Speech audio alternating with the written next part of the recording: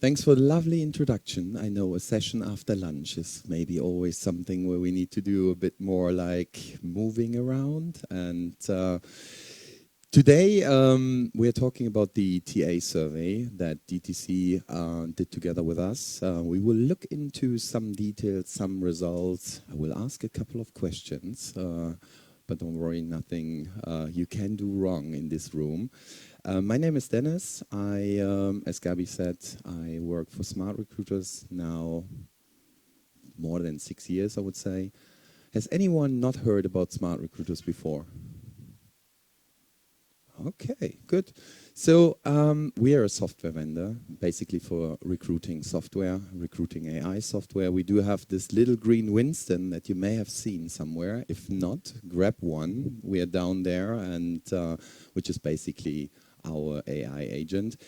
But I'm not here to talk about SmartRecruiters that much. It's really more about some key results, so the findings that we got out of the survey. Before we start, I mean, can we all agree that hiring, recruiting is everyone's job?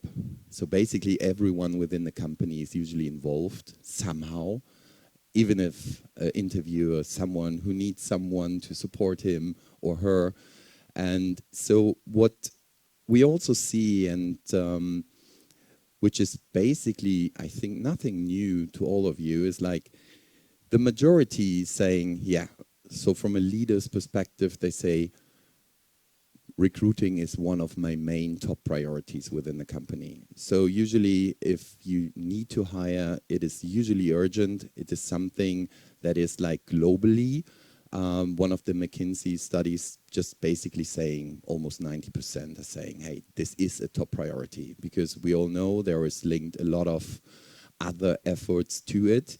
And then if you look at the other number that we see here, like 26%, just 26% feel equipped with the right technology to do this job.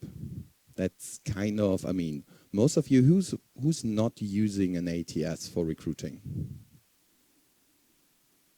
Okay, that's basically good, because we still have conversations, even in 2025, people are working with email, Excel spreadsheets and stuff like this. But it looks at least like not in this room today. Anyways, even if you use a technology, just a quarter is happy or feels like that's actually the right technology to use to do this job. So what happens, and the result of this is usually that you spend more time with systems, because they might be quite complex. Tasks are getting more complex, requirements are getting more complex, so you spend more time within the system than actually talking to people or connecting with people, which is basically one of the main parts in recruiting, right? Connecting people with people and then to find the right job for those people.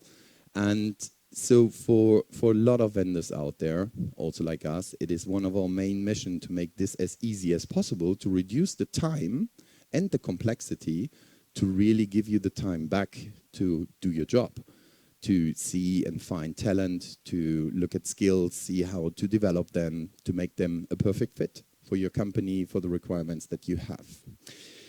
So, and what we then did together with DTC is we actually asked the companies, especially here in the region, went out like to, I don't know how many actually, but 200 companies responded. And if you see at like there are companies under 500 employees, somewhere in the mid area, and even though almost 20% with over 5,000 employees. So they basically responded. Have some of you seen this survey and be part of it?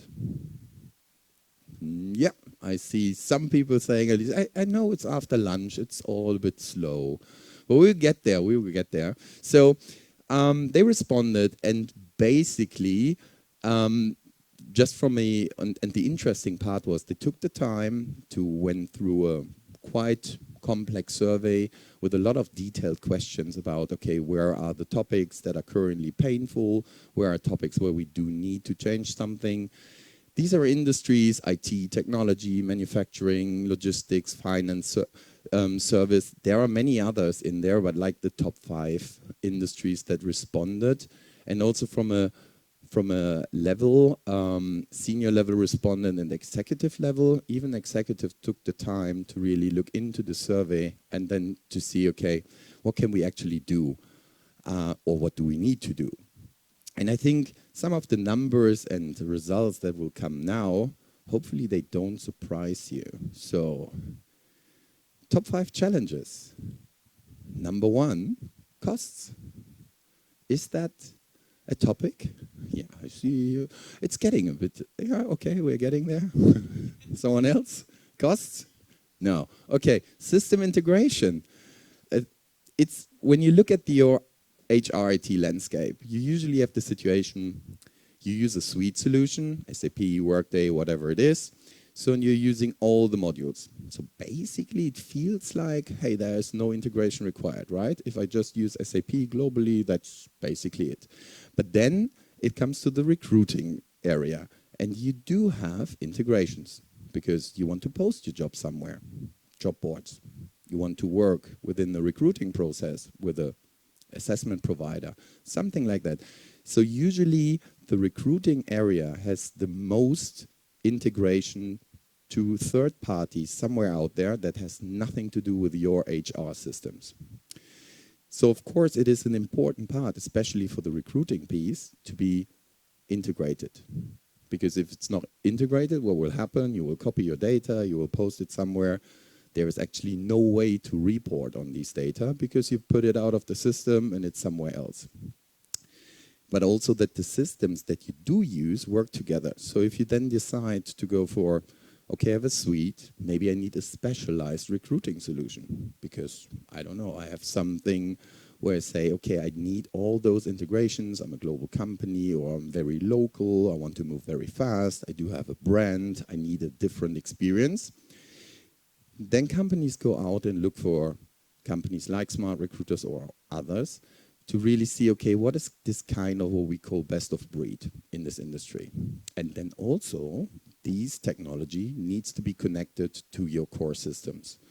If there is any job that you would like to publish, it would be helpful if this got transferred to the other system, right? And that if you hire candidates, it goes back into your core system and payroll, etc.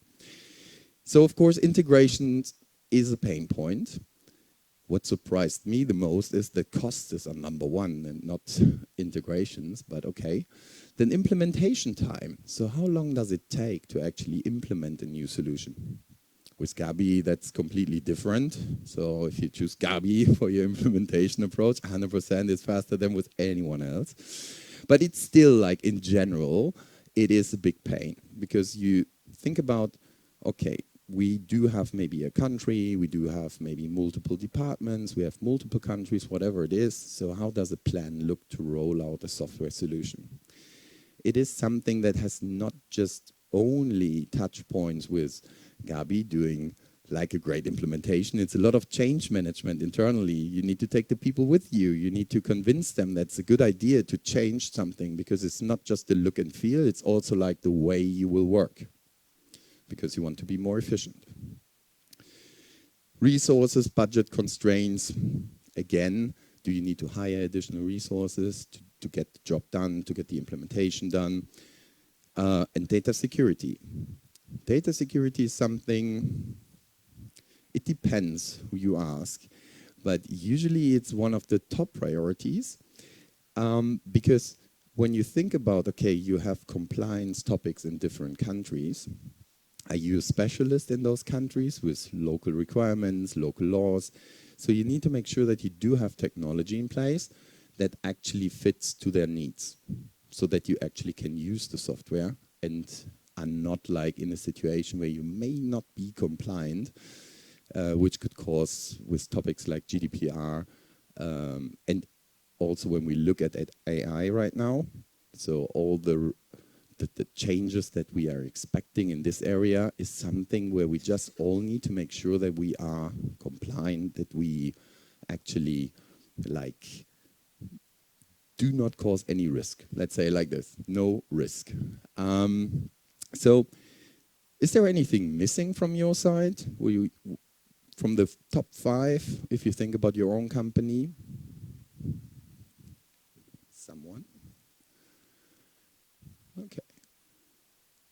Okay, seems to be, from a survey point of view, a good result. So the other thing is, like, if you look on the right-hand side here, almost almost three out of four would say, hey, I think switching the current provider. So even if you do have an ATS, I mean, we saw it before, like the 26% something, which is actually interesting because there was a Gartner result. That is the TA result from DTC, where you can see, okay, it matched because those people are thinking about changing their current technology because it feels a bit like they're not really happy with the current status quo. So, and then if you then go out at the market and you look for different vendors, there is just a third of them saying it is like not so easy to find the right vendor, because what are you doing? You go to conference like this, you meet people, you meet vendors, you meet peers, you talk about experience. So it's definitely not as easy as just use Google or ChatGPT right now and just ask like, hey, what's a good new ATS? And can you maybe make some recommendations? Because there are a lot of vendors out there, and to find the one that really fits to your needs, it's a time-consuming, usually difficult task.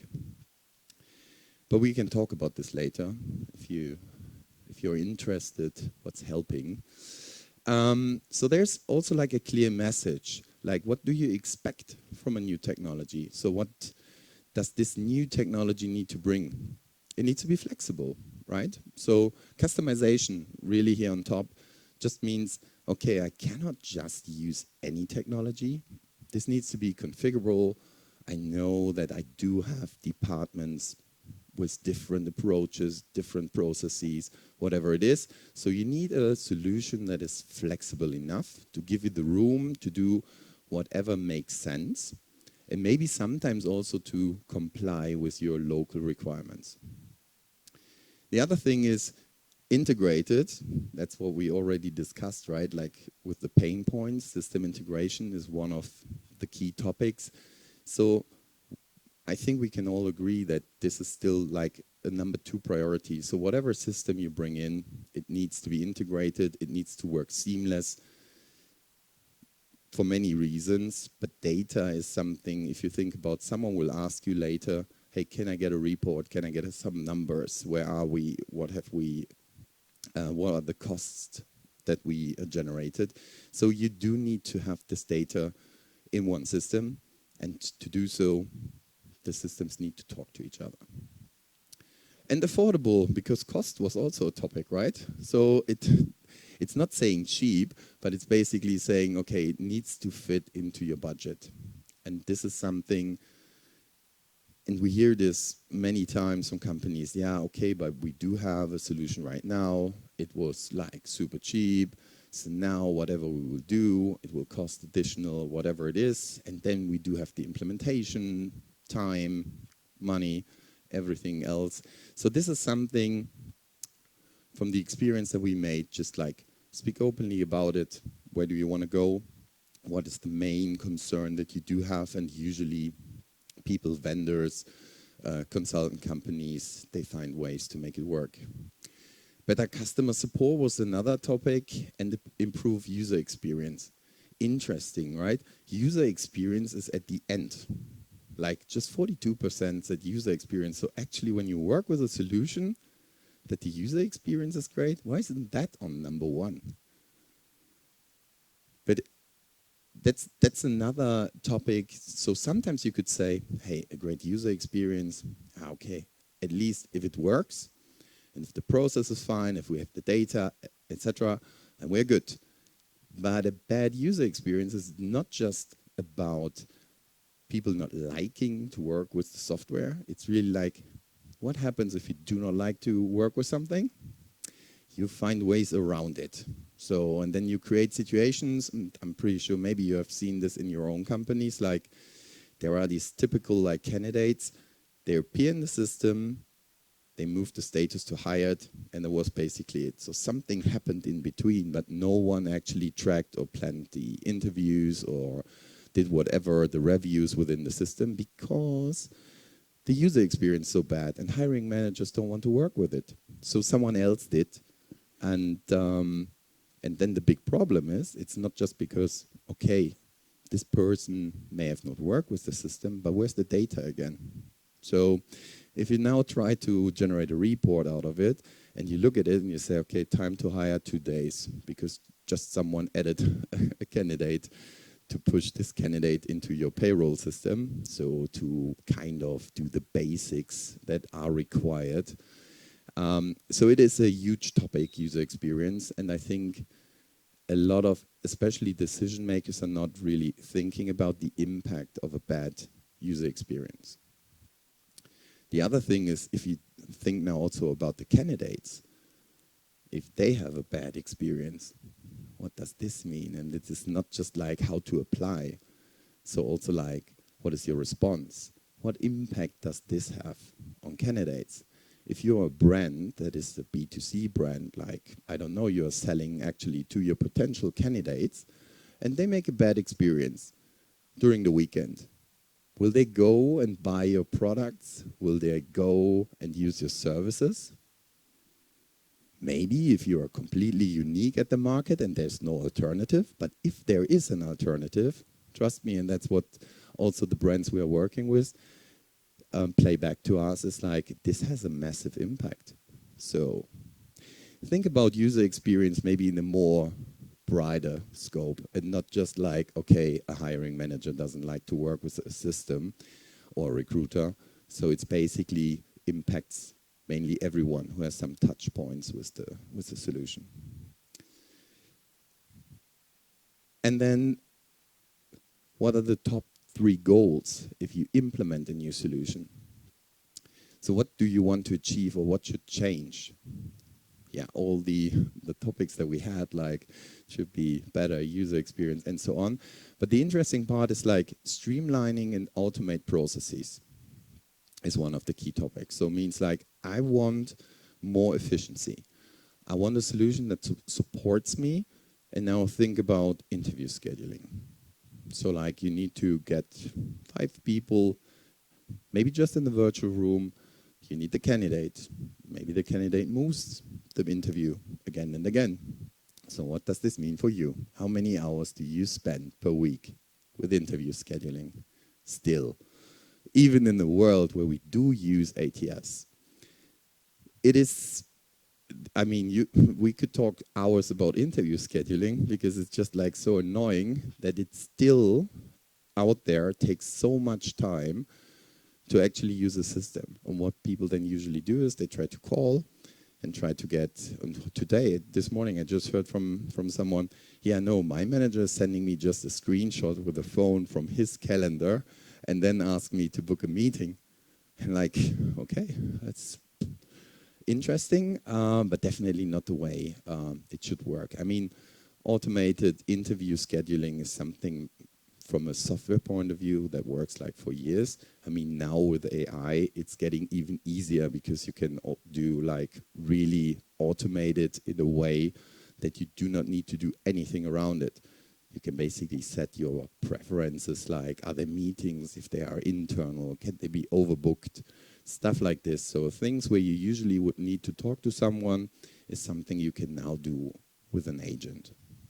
So definitely, number 1, reduce time to hire. Yeah, there are a lot of things in there, how to reduce the time to hire, and improve quality of hire. I mean, that's the other thing, right? Usually we're not looking into, okay, how good was the hire? So are we actually tracking after a couple of months? Is the manager happy? Is the new candidate happy? Has this any like impact on how we recruit? Do we learn out of what we did in the past and maybe change something for the future? So it's also, again, about data, knowing if people are happy or not, and where have they come from. Is it maybe a referral? Are referral usually better within the company or not? So there are a couple of things where, of course, technology always can help and support you with.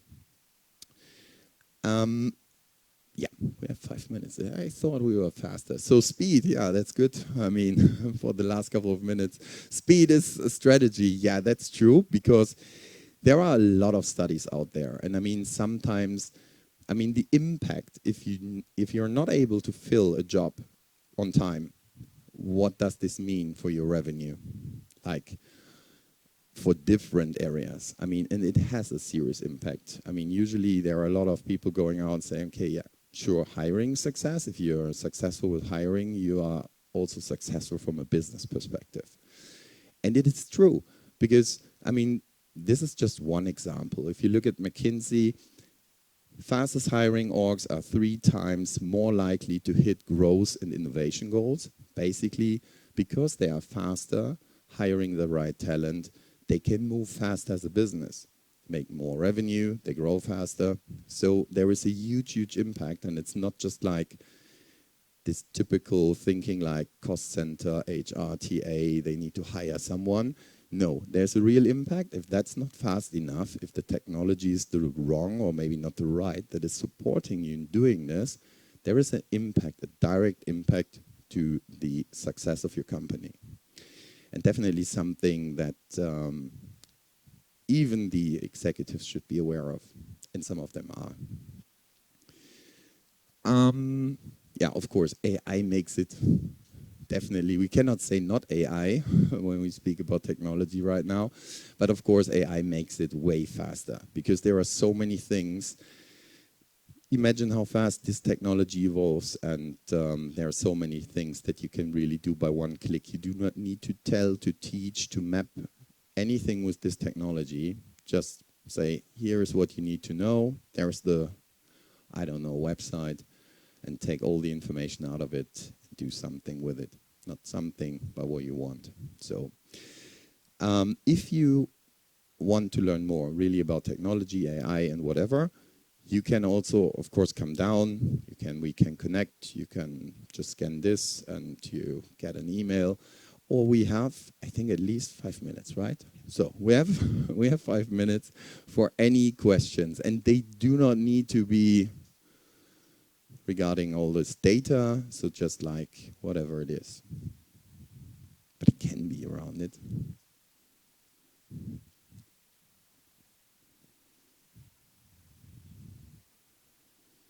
Gabby is moving. Now Gabby is coming up.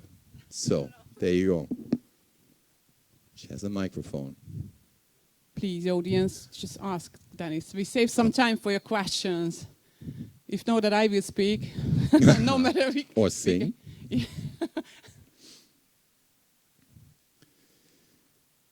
You can also get the full report. I think, I'm not sure if you already shared it, send it. Maybe not here, but yeah, if I would like to tell you that if you would like to see the complete report, then you can download from the DTC website. If you are not sure of the website, just turn to me, please, and I give you a card or something. And well, I had something in my mind, what I wanted to ask. Yeah, with conversation with companies who are looking for ATS solutions in the past few months, we discovered that in the list of the requirements, there is the AI functionality. So it's not a sales pitch at all. It doesn't matter if it's SmartRecruiters or what types of other ATS, but it is required to have the recommendation functionality, have the recruiters somehow in the sourcing, saving some time, which is coming out from the survey as well. Mm-hmm. And what else? It was not in the conversation, but in SmartRecruiters, we can generate text. Good that you raised. So regarding the reliability of the AI functionality of either your solution or others on the market, do you have any data already, both in the screening or the assessment component, like not talking about the interview scheduler, because that's like a no-brainer, but which is the core of the process, like how reliable these solutions are in regards to the outcome?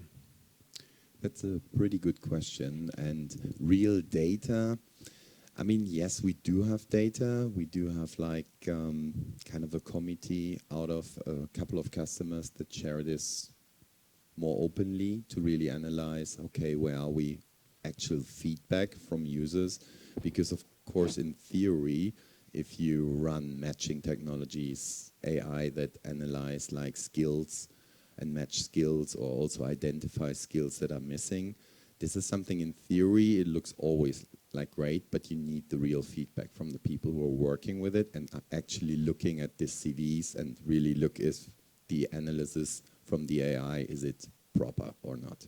And right now, since technology changed and we went away from the typical older versions like machine learning and using real LLM technology, that's a huge difference. I mean, this is, at least for now, we do not have like negative feedback when it comes to like making wrong recommendations. It's actually more like even senior recruiters who used to train on skill-based hiring, they are saying, hey, sometimes I look at the job description and now the AI actually helps me to identify the skills, and sometimes there are skills I didn't even look at.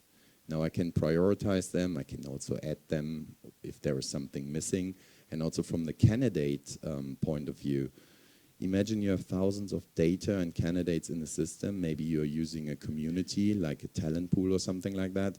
You would never really look at this data without having technology who could highlight you specific people. And this is something that really helps to faster connect people to jobs. Yeah. Yeah.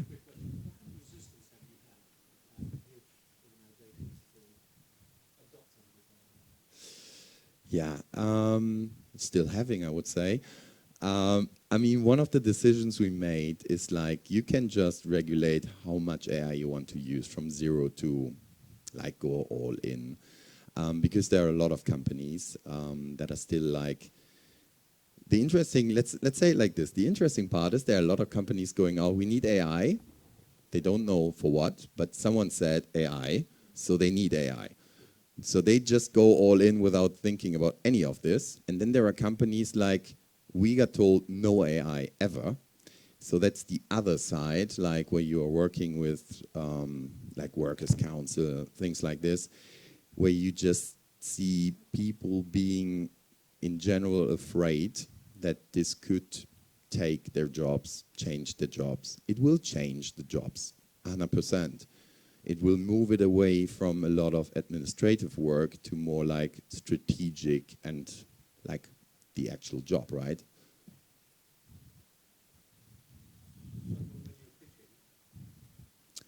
When we are pitching, it depends on the company, right? I mean, it can be like the basics, like really having a proper setup ATS that helps you to have a smooth process. I would still recommend using AI when it comes to interview scheduling and things like this, because yeah, that's really simple and has not that much to do with personal data. The biggest topic with AI is usually when you speak to companies about matching. So identifying skills and matching those skills to jobs.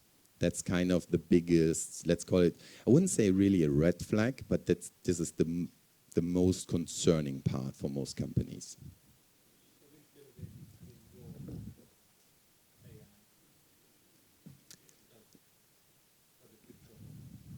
The matching part, we do have Winston match, so we have everything call it basically Winston based on the green little, however you want to call it, seat downstairs. So that's the matching part, but it's a part where I would say that's the part that companies, especially in the region Europe, they don't use that much. So that's more North America, APAC, they're like all in. Hey, matching is great. Even from a candidate side, surveys show that they would prefer to get ranked and matched and screened by AI rather than doing it with a human because of bias and things. So different from a culture point of view in Europe. Still interesting, changing, but still interesting. They prefer human. And that's why companies in this area usually tend to do administrative basic work with AI, like FAQs on career sites, like what classic chatbots did in the past, but now like in a completely new way, getting away from this typical call centers that you would call where people ask like, hey, is there a job somewhere around in my area? So this is something you can easily do with AI without touching personal data.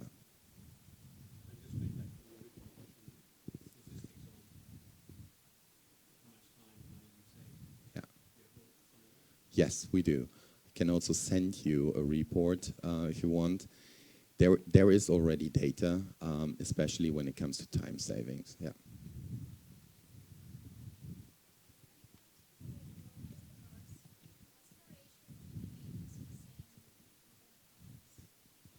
Agencies, you mean like recruiting agencies? We do have like specific product for recruiting agencies that is basically more fit to their needs, working with multiple different clients or brands and stuff. Yeah. So it is a smaller part. It's maybe like 10%. Yeah. Yeah.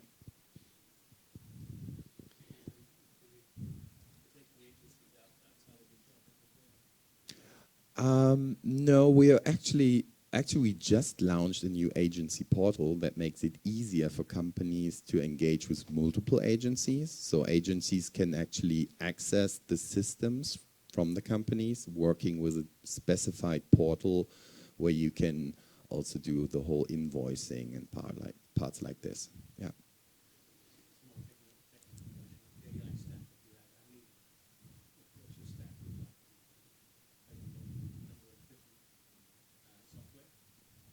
Number of different software from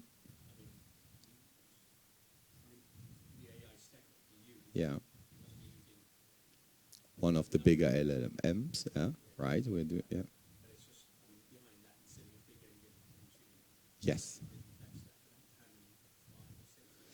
It is open, so we kept it open because technology and also the bigger parts are so fast moving. And also with the regulations, we don't know, okay, if that's the right horse to bet on. So we kept it open to quickly change if markets change, technology changed. So basically the experience for users remains the same, but technology in the background could be adapted easily. Excuse me, ladies and gentlemen, being the bad cop, I highly recommend to continue the conversation with Dennis, and if you are curious of SmartRecruiters, there are very nice stuff at the booth, like notebook. You can do, a nice, what is it, hiring hero, super hiring hero, AI-generated portraits of yours. I have mine, just had no time to post it, but I totally recommend to everybody. Thank you very much for your attention. Enjoy the day. We continue the program here at 2:50 with Stanislav Vasovic. So energy after energy about Scotty AI, who is curious, and now a short coffee break. And I can hold my hand if somebody is joining back to this room. We add some extra 4 or 5 minutes with the start because we had some extra 5 minutes to this session. Thank you very much. Thank you.